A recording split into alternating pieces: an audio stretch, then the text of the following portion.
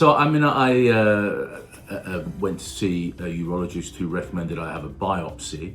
I had the biopsy, and a week later, the surgeon who performed the biopsy told me that they had found some not particularly aggressive cancer, but in one position on the prostate, and that I probably didn't have to do anything immediately, but it's within a year, 18 months, it was probably something I should have sorted out. So the surgeon who carried out the biopsy is the person that gave me the news, and started talking about remedies, and was talking mainly about surgery. I guess he would be the person to do the surgery. He did talk in lesser terms about radiation therapy, and was very upfront about the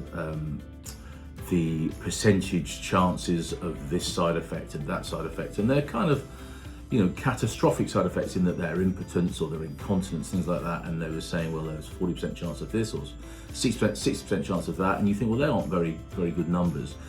And I remember asking, is there any other therapies? And he was really reluctant to go into any great detail about some of the focused therapies that I now know were available, and in fact he rather packaged them as experimental or new and untried. And this was in 2022, so HIFU, which I chose in the end, I don't think was particularly new in 2022. But I certainly wasn't aware of it. I wouldn't have any awareness of that sort of thing. And he downplayed its significance and how it could possibly help me. It's only when I went, I thought, well, I do need some kind of second opinion here. And I saw a more neutral urologist. I selected someone I knew actually already, and who shook his head and said that there's no reason why they would suggest radiation therapy or surgery for your kind of cancer, or the amount of cancer that you've got and where it is and how accessible it is. I did swap urologists. I found someone else. I wasn't terribly satisfied with the first guy. I found someone else who seemed to have a whole of market approach. He didn't have any agenda to put me towards one therapy or another. He was very even-handed with everything. I felt very well informed. I was fortunate that it was caught very early.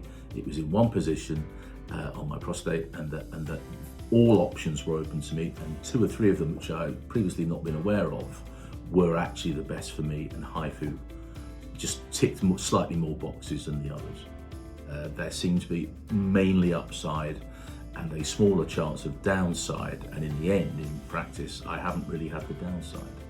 I've always been extremely comfortable with the choice that I made at the time, and we talked to everybody. My wife and I talked to everybody: the surgeon, the radiotherapy people, the cryotherapy people, brachytherapy people, and Professor Emerson with the HIFU. And I felt much more comfortable. It was a decision that almost made itself. Well, I say to people, I walked in at 2 p.m. and I walked out at 8 p.m. on the same day, on a Friday afternoon. So I had a catheter for the weekend, and that was removed on the Monday morning. And I'm exaggerating only very slightly when I say I haven't really thought about it since then. And that would be 3 days after the treatment.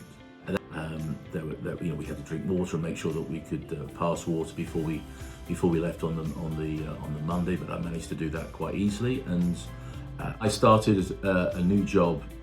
Permanent job 3 weeks after the treatment. There was nothing about the treatment and the way it affected me at the time that meant that I had to put that starting date back. I had a holiday in between the treatment and the start, weekend away with some friends, and so it really has not impacted me at all. I cycle everywhere around. I live in London, and I was back on a bicycle in days. Able to walk everywhere. There was nothing that impacted me at all negatively in terms of mobility, in terms of general health. 3 or 4 weeks of I wouldn't even call it discomfort, but it was explained to me that there might, when I went to the loo, I might see this or that, and that was happening for 3 or 4 weeks. Apart from that, and that's 3 years ago, I've not had any cause to be concerned or regret the decision I took 3 years ago. I start half-yearly PSA tests, and I have an annual MRI, and every one My PSA is, you know, almost negligible now. It was 5 or so at the time. It's now 0.6. And I have an MRI in the subsequent years. I had one about 3 weeks ago, and it's all is good. I'm not just saying this. The fact that I had such a minimally invasive treatment, and certainly non-surgical, I wasn't cut in any way. You know, it was a little uncomfortable for a couple of days. That certainly helped in how I got through it. You know, I look back on it now 3 years on, and it wasn't particularly traumatic. I mean, it wasn't. I was worried at the time because, of course, someone says, well, we have found cancer, in which case you could take that very, very seriously. But as I said before, it's not in front of mind very often. I think it's sensible to get checked a lot. It's sensible to take a second opinion, and it's sensible to see the whole of the market, what is available in the whole of the market, and then narrow down your choice.